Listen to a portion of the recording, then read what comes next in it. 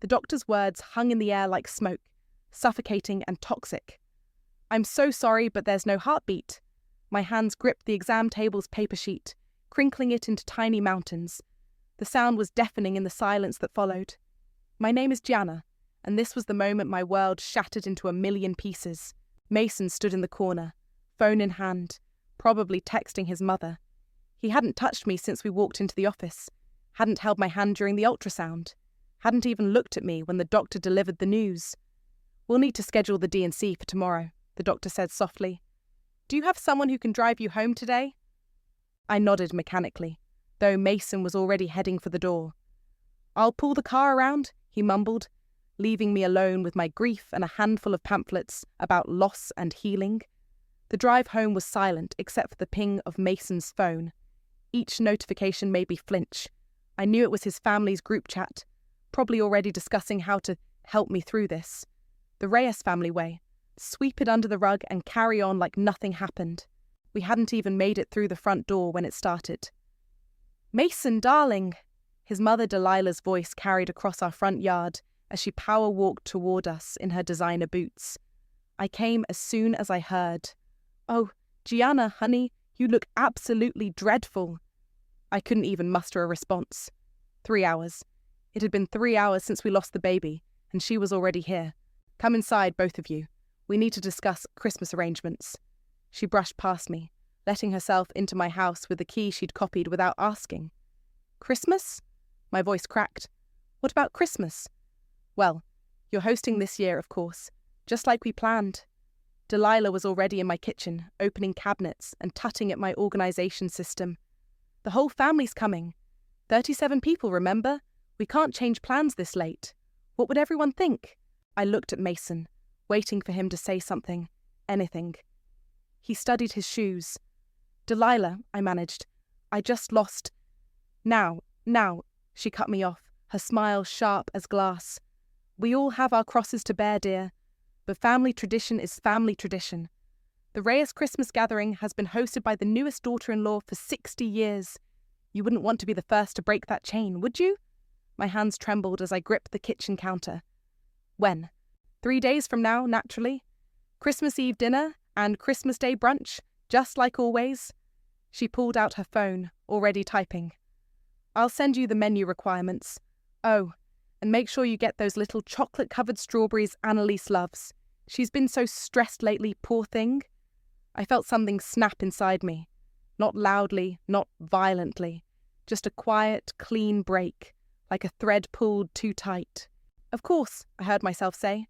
"I wouldn't dream of disappointing anyone." Delilah beamed, patting my cheek with her cold hand. "That's the spirit. You're so good at putting on a brave face. Unlike Mason's last girlfriend, she was always so dramatic about everything." After she left, Mason finally spoke. "I'm sorry about Mum. You know how she gets." "Do I?" I turned to look at him, really look at him, maybe for the first time in our marriage. "Do I know how she gets, Mason? Because I just lost our baby, and your mother is worried about chocolate-covered strawberries." He shifted uncomfortably. "It's just easier if we what? Play along, pretend, put on a show for your perfect family." My voice was eerily calm, even to my own ears. "Please, Gianna, just this once." I smiled then, and something in my expression made him step back. "You're right, just this once." That night, after Mason fell asleep, I pulled out my journal, the one he never bothered to read.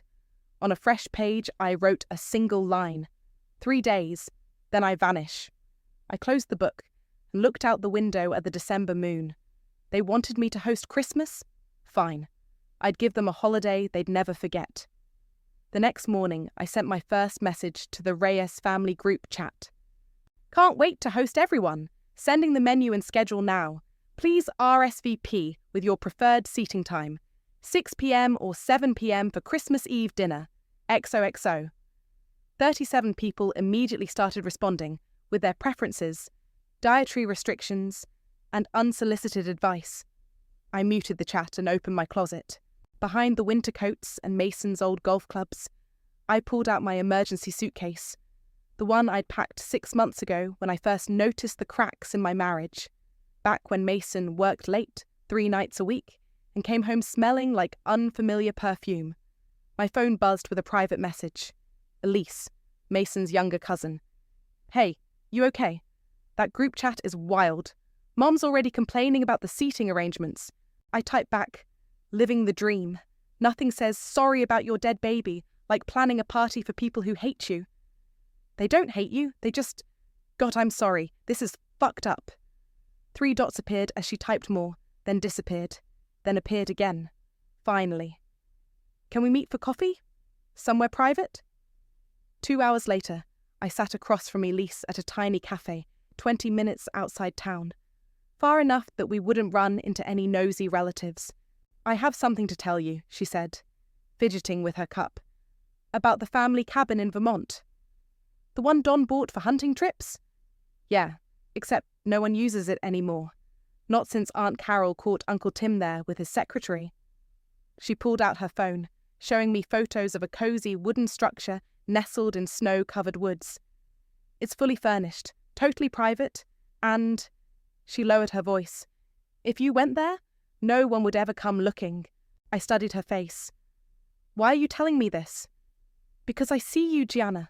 I see what they're doing to you. What they did to Tim's ex-wife Sarah, to Mason's ex Rachel, to every woman who married into this circus. She slid a piece of paper across the table. Here's the address and gate code. The spare key is under the moose statue by the front door.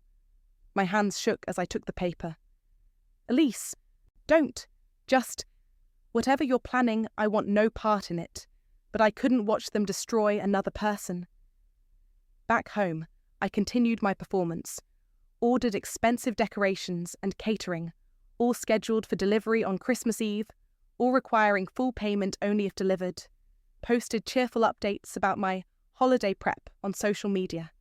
The tree is up. Can't wait to see everyone's faces when they see the surprise I have planned. Delilah commented immediately. That's my girl. Always going above and beyond. If she only knew. My phone buzzed again.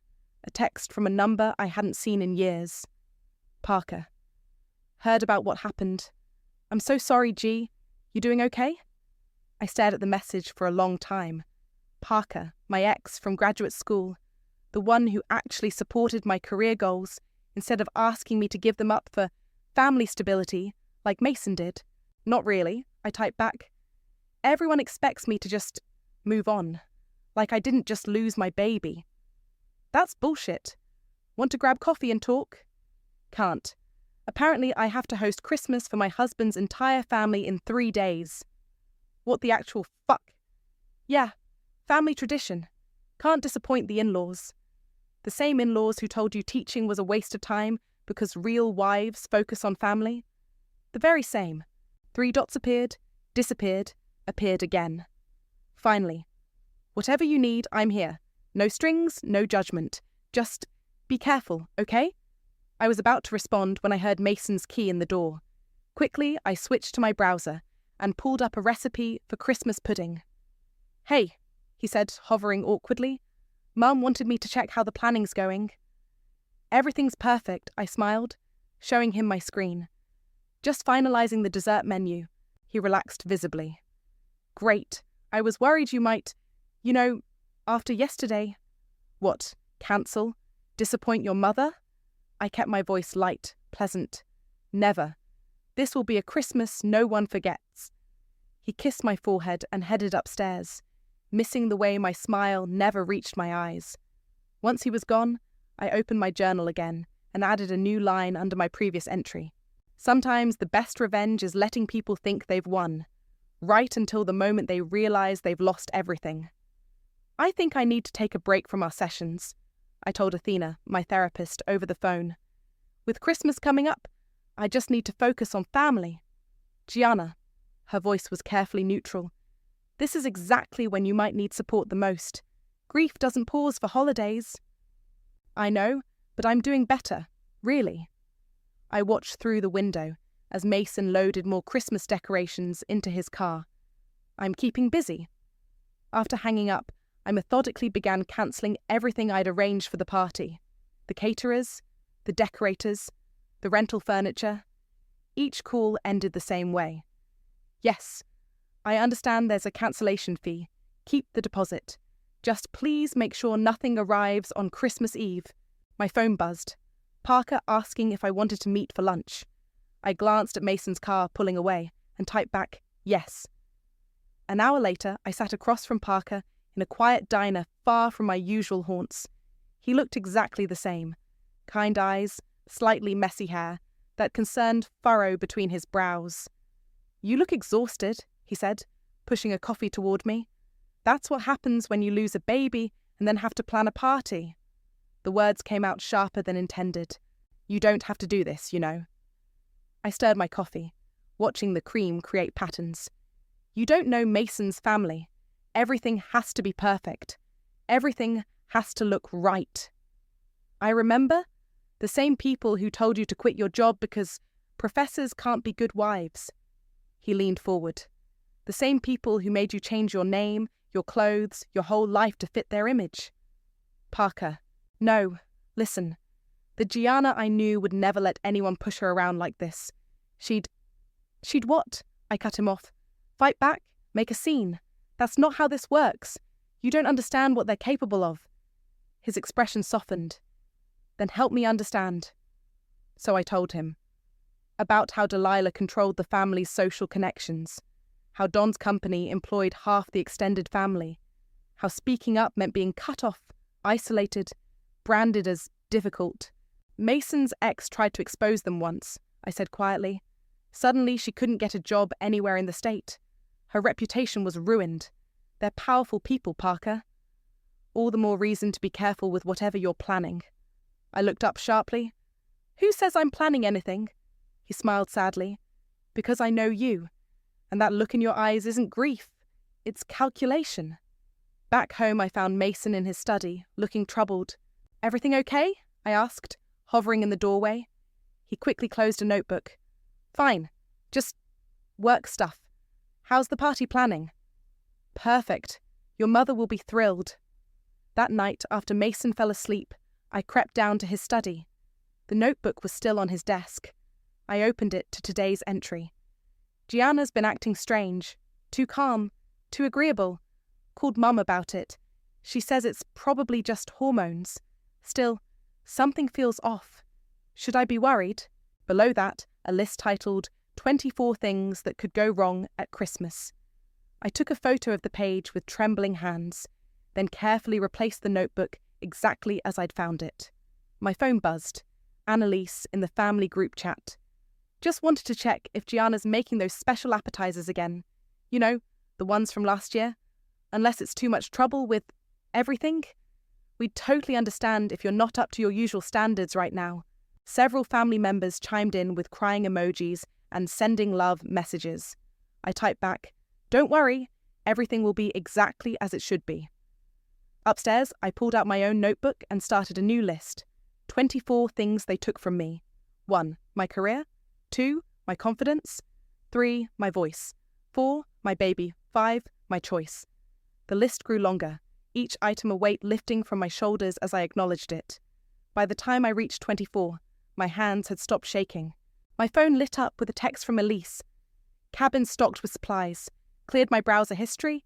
No one will know I helped. I replied with a single heart emoji, then deleted our conversation. 2 days until Christmas. 2 days until I showed them exactly what happens when you push someone too far. I closed my notebook and slid it back into its hiding place. As I did, a small ultrasound photo fell out. My last memory of the baby I'd never hold. "Don't worry, little one," I whispered, tucking the photo into my pocket. "Mommy's going to make everything right." I sat cross-legged on our bedroom floor, surrounded by wedding photos.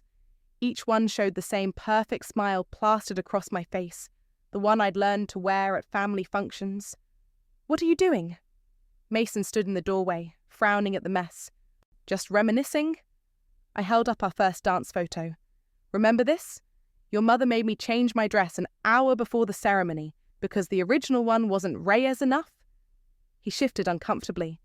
She was just trying to help. Was she helping when she told everyone at the reception that my family couldn't afford to contribute? I kept my voice light, conversational. Or when she announced we'd be living in her rental property so she could keep an eye on us? Gianna, please, not now. We have so much to do before tomorrow. I gathered the photos into a neat pile. You're right. Sorry, just feeling nostalgic, I guess. Once he left, I opened my laptop and began systematically deleting every social media post connected to Mason or his family. 7 years of carefully curated happiness, gone in clicks. My phone buzzed, Elise asking to meet urgently. 20 minutes later, we sat in her car in an empty parking lot. There's something you need to know, she said, gripping her steering wheel. About Annalise. What about her? I overheard her talking to Mum yesterday. She's been telling people you're not a real Reyes, that you've never fit in, that you... She swallowed hard. That you probably lost the baby because you weren't worthy of carrying on the family name. The car fell silent except for the soft hum of the heater. Of course she did, I finally said. Anything else? Elise pulled out her phone. I recorded some of it, and other things. Conversations about the family business, about Mason's activities. His affairs, you mean? She looked startled. You knew? I suspected. Now I know. I stared out at the empty parking lot. Send me the recordings? Gianna, what are you going to do? Nothing yet. But tomorrow, I smiled. Tomorrow, everyone gets exactly what they deserve. Back home, I printed an envelope with Delilah's name in elegant script. Inside, I placed a single note. The walls have ears, and the truth has wings. Merry Christmas. I drove to her house and left it on her doorstep, then stopped at the bridge on my way home. Standing at the railing, I slipped off my wedding ring, the one Delilah had helped Mason pick because my original choice wasn't expensive enough. Goodbye, I whispered, watching it disappear into the dark water below. My phone lit up with messages from the family group chat. Delilah. Can't wait for tomorrow. Everyone remember to wear red and green for photos. Annalise. So excited to see what Gianna has planned. Hope she's feeling up to it. Don. Looking forward to the traditional family toast. I muted the chat and called Parker. Everything set? He asked. Almost. You have the documents. All the financial records you asked for. Don's company, the family trust, everything. Are you sure about this? They took everything from me, Parker. My career, my identity, my baby. My voice cracked. Tomorrow, they learn what that feels like. After hanging up, I made one final trip. To the storage unit I'd rented 3 towns over. Inside sat my packed bags, important documents, and the only photo I was keeping. The ultrasound picture, now tucked into a new journal. Back home, I placed the final envelope on our front door. Inside was a single line. You thought this was about Christmas. It was never about Christmas. Mason was already asleep when I got in. I stood in the doorway, watching him. 7 years of marriage, and he still slept on his side, facing away from me. My phone buzzed one last time. Elise. Cabin key is where I said, drive safe. I typed back, thank you. Delete this conversation. In the spare room, I looked at the Christmas tree I decorated perfectly to Delilah's specifications. Under it sat 37 beautifully wrapped empty boxes. One more sleep, I whispered to the quiet house.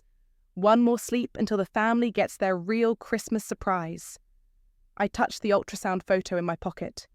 Tomorrow, the Reyes family would learn that some traditions deserve to be broken, some facades deserve to crumble, and some women refuse to stay silent.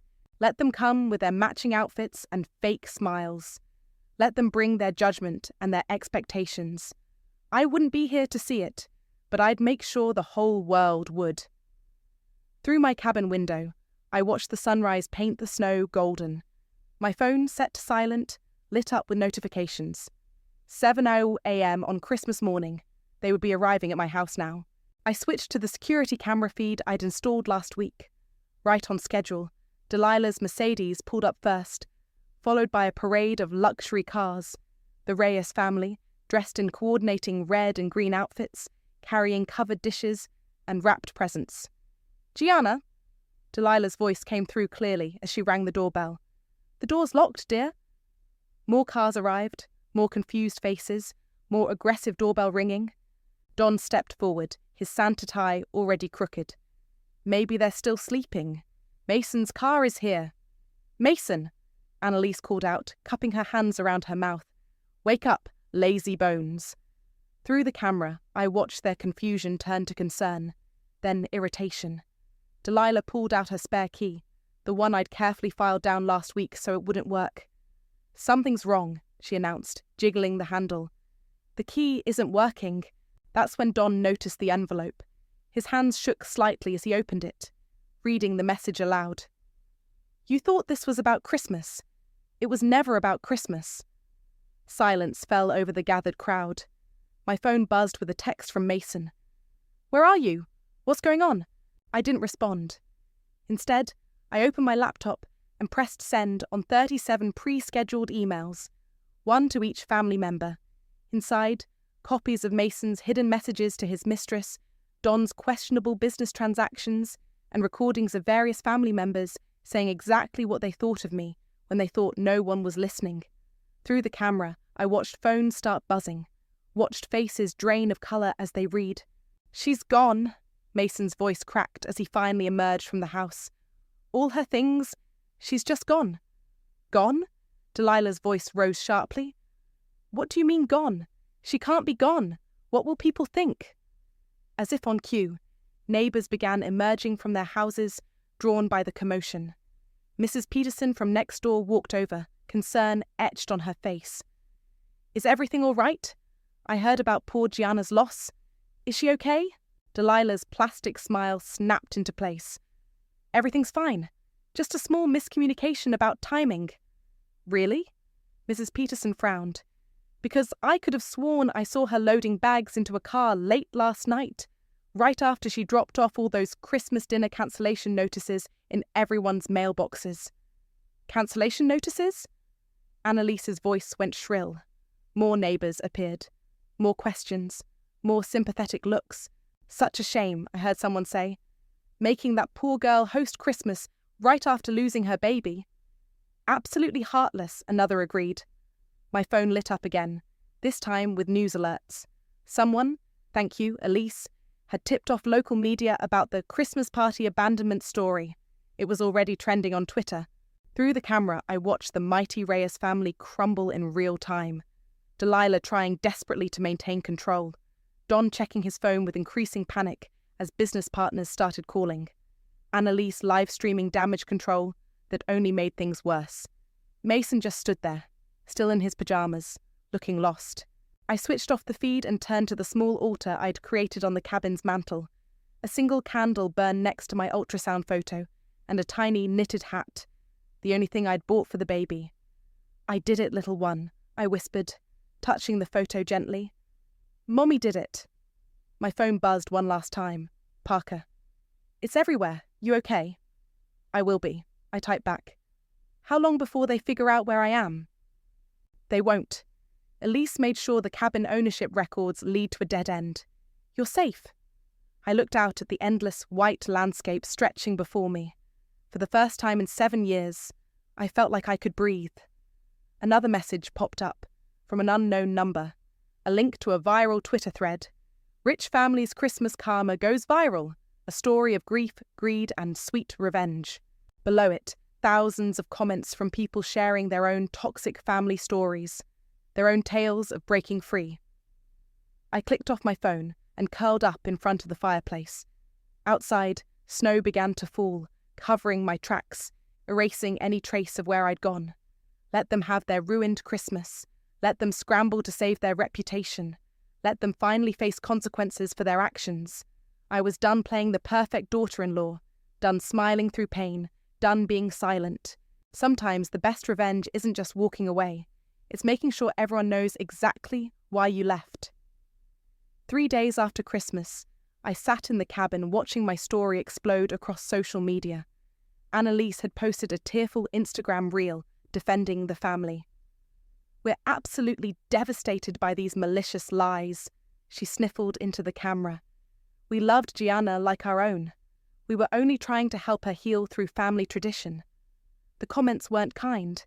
Help her heal by making her host 37 people days after losing her baby? Sure, Jan. Rich people really live in another reality. Team Gianna all the way. Mason's public statement wasn't any better. He'd appeared on local news, looking dishevelled and defensive. This is a private family matter that's been grossly misrepresented. My wife is struggling. We just want her to come home so we can work things out. The door knocked, making me jump until I heard Parker's voice. Just me, brought supplies and updates. I let him in, watching as he shook snow from his coat. How bad is it? For them? Nuclear? He pulled out his tablet. Your story hit national news this morning. People are digging into the Reyes family business practices. Don's company stock dropped 30%. Good. That's not all. He hesitated. Someone leaked Mason's emails. All of them. My hands shook as I took the tablet. There they were. Hundreds of messages between Mason and his assistant Jessica, dating back 2 years. Planning meetups, sharing jokes about his emotional wife, complaining about my obsession with having a baby. The last email was dated 3 days before I lost the baby. Can't wait until this pregnancy thing is over. Maybe then she'll stop being so clingy and get back to normal. There's more, Parker said quietly. Financial records showing Don's company has been cooking the books for years. Tax evasion, money laundering. It's all coming out. My phone buzzed. Elise requesting a secure video call. I accepted. Hey, she appeared, looking tired but satisfied. You watching the shitstorm? Every second. Was the email leak you? She smiled grimly. They deserved it. All of it. You weren't the only one they hurt, Gianna. Just the only one brave enough to fight back. How are they handling it? Delilah's had to step down from 3 charity boards. Don's being investigated by the SEC. Annalise's influencer contracts are getting cancelled left and right. She paused. Mason's a mess. Keeps saying he'll find you, make you take it all back. He won't find me. No, he won't. Her expression softened. How are you holding up? Before I could answer, Parker touched my arm, pointing at his tablet. A new video was trending. Security footage from Mason's office, showing him and Jessica in a very compromising position. The timestamp was from the day of my last ultrasound. Holy shit, Elise breathed. That wasn't me. Who? Jessica, probably, I said. She always did have a backup plan. After ending the call, I curled up on the couch while Parker made coffee. The cabin felt safer with him there. Not romantically, just peaceful. You know what's funny? I said, accepting a steaming mug. For years I thought I was crazy, like maybe I was imagining how toxic they were. But now everyone sees it, he finished. That's what narcissists do, make you doubt your own reality. My phone lit up with a message from my old therapist, Athena. Saw the news. If you need someone to talk to, I'm here. No judgment, no pressure. I showed Parker the message. Should I respond? Only if you want to. You're in control now. Control. Such a simple word for such a massive change. Outside, snow fell steadily, erasing any trace of Parker's arrival. Inside, I felt something shift, like pieces of myself clicking back into place. They'll try to spin this, I said. Make me look unstable. Play the victim. Let them try. Parker pulled up more news coverage. Look at these comments. Thousands of people sharing similar stories. You're not alone anymore. My phone buzzed again. Another news alert. Reyes family business under federal investigation. Whistleblower reveals years of financial misconduct. Then another. Local woman's Christmas revenge sparks national conversation about toxic family dynamics. And another. Breaking. Mason Reyes steps down as VP amid scandal. I closed my eyes, letting it all wash over me. 7 years of gaslighting, manipulation, and forced smiles, all exposed in 3 days. You okay? Parker asked softly. No, I answered honestly, but I will be. Outside, the snow continued falling, covering everything in clean, untouched white. A blank slate, a fresh start. Sometimes the best revenge isn't just exposing the truth, it's watching that truth take on a life of its own. The knock came at midnight on New Year's Eve. I knew it was Mason before I opened the door, his silhouette visible through the frosted glass, shoulders hunched against the cold. How did you find me? I asked, not inviting him in. Followed Parker. His voice was rough, desperate. Please, Gianna, we need to talk. No, we don't. Dad's planning a press conference. He wants you there.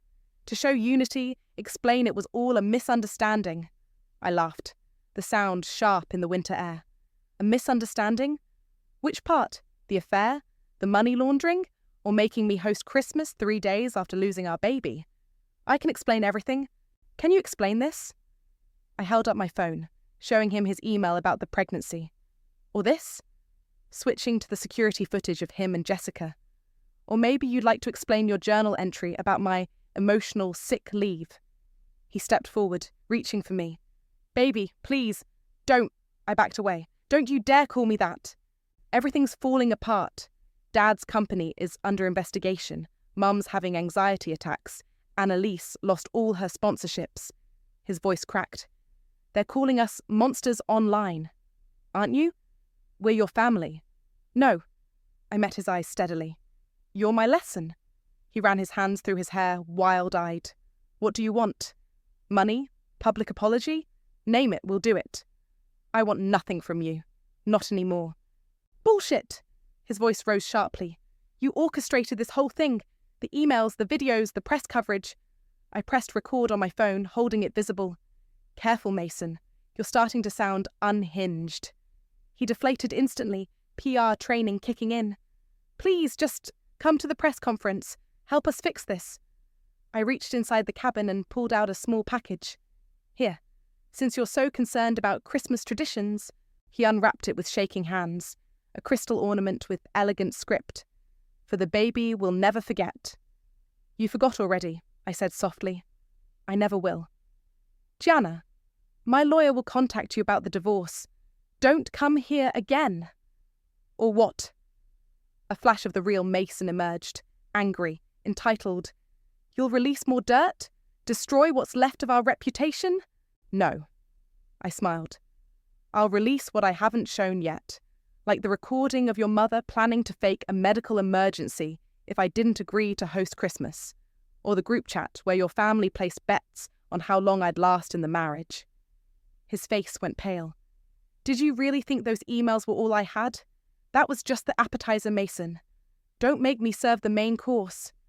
You've changed, he whispered. No, I've just stopped pretending.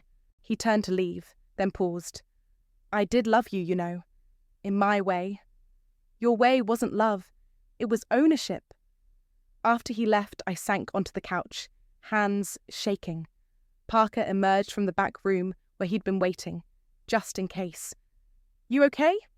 I nodded, touching the ultrasound photo I kept in my pocket. He never once asked about the baby. Not once. Because it was never about the baby for them. Or you. It was about control. My phone buzzed. Elise. Mason just left the cabin. You good? Better than good, I replied. How did you know he followed Parker? I didn't, but I knew he would eventually. That's why I made sure the cabin's security cameras were recording everything. I smiled despite myself. You're getting good at this. Learned from the best. BTW, Don's press conference is scheduled for tomorrow. Want to watch it together? No. I looked out at the star-filled sky. I'm done watching them. Let them scramble to save their reputation. I have my own life to rebuild. Parker sat beside me, offering silent support as fireworks began exploding in the distance. New Year's celebrations, marking the end of one chapter and the beginning of another. Happy New Year, he said softly. Happy New Beginning, I corrected. My phone lit up with a final message from Athena. Proud of you for finding your voice. When you're ready to talk, I'm here. I looked at the ornament I'd kept for myself, identical to the one I'd given Mason. In the firelight, the words seemed to glow. For the baby we'll never forget. Some losses change you forever, but sometimes those changes set you free. Outside, the first snow of the new year began to fall, covering the old year's tracks with pristine white possibility. The spring sun warmed my face as I stood at the podium, facing my creative writing students. Remember, your stories aren't just words on paper. They're truth wrapped in narrative. Make them count. After class, I lingered in my office, reading through student submissions when my phone buzzed. Elise sending a link to a news article. Don pleads guilty in financial fraud case, faces 10 years. Below it, she'd written, Karma keeps delivering. Mum's selling the house. Annalise moved to Ohio. Mason's working at a car dealership. I smiled but didn't respond. Their lives weren't my concern anymore. A knock at my door made me look up. Parker stood there, holding coffee. Ready for lunch? Almost. Just finishing these grades. I gathered my things, including the small journal I kept close, the one with the ultrasound photos safely tucked inside. At our usual cafe, Parker slid an envelope across the table. Final divorce papers came through. You're officially free. I opened the envelope with steady hands. No trembling, no tears, just closure. How does it feel? He asked. Before I could answer, my phone lit up. A message from my publisher. Your essay collection, Silent No More, A Christmas Story, just hit the bestseller list. People are calling it the voice of a generation. It feels like victory, I said, showing him the message. Not just for me, but for everyone who's ever been silenced by family obligation. Professor Gianna. A student approached our table, clutching my book. I just wanted to say thank you. Your story helped me leave my toxic relationship. More students gathered nearby, each holding copies. The cafe owner smiled and turned down the music. Would you sign mine? Someone asked. Your words about grief and healing. They saved me. One by one, they shared their stories. Stories of breaking free, finding strength, reclaiming their voices. Each signature I wrote felt like another thread of connection, another crack in the wall of silence that protected abusers. This is your real revenge, Parker said after they left. Not exposing the Reyes family, but inspiring others to speak up. My phone buzzed again. Athena. Saw you on the morning shows. You've come so far. Your strength is helping others find theirs. Speaking of strength, Parker nodded toward the window. Outside, Elise waited by her car, holding a box. I went to meet her. Found these while Mum was packing, she said, opening it to reveal Christmas ornaments, generations of Reyes family heirlooms.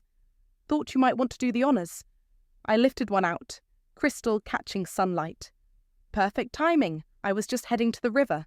We drove to the bridge where I'd thrown my wedding ring months ago. One by one, we dropped the ornaments, watching them disappear into the current. For every woman they silenced, Elise said. For every truth they buried, I added. For every life they tried to control, Parker finished. Back home, I opened my laptop to find thousands of new messages from readers sharing their own stories of escape, healing, and redemption. Among them, a single email from Delilah. You've destroyed everything we built. I hope you're happy. I clicked delete without responding. She'd never understand that she'd destroyed things long before I exposed them. My phone chimed. A calendar reminder for my evening writing workshop at the domestic violence shelter. Women learning to tell their stories, reclaim their narratives. Ready? Parker asked, gathering his keys to drive me there. I touched the ultrasound photo in my journal one last time, then tucked it away. Not to forget, but to move forward. You know what's funny? I said as we drove. They said hosting Christmas would help me heal. Did it? I thought about my students, my readers, the women waiting to share their stories, about Elise breaking free from her family's control, about my voice, stronger than ever. Yes, I smiled, just not in the way they intended. At the shelter, women gathered with notebooks and hope, ready to write their own endings, chart their own paths. Welcome, I said, taking my place at the front. Today, we're going to talk about the power of speaking your truth, about how sometimes the greatest act of self-love is simply saying no more. They leaned forward, pens ready, eyes bright with possibility. In their faces, I saw my own journey reflected back, the transformation from victim to survivor to thriver. Let's begin, I said, opening my journal to a fresh page. Your story matters, and it's time to tell it. Outside, spring flowers pushed through winter's last frost, reaching toward the sun. Inside, words flowed like rivers, washing away shame, breaking silences, building bridges to freedom. They wanted me to host Christmas. Instead, I started a revolution.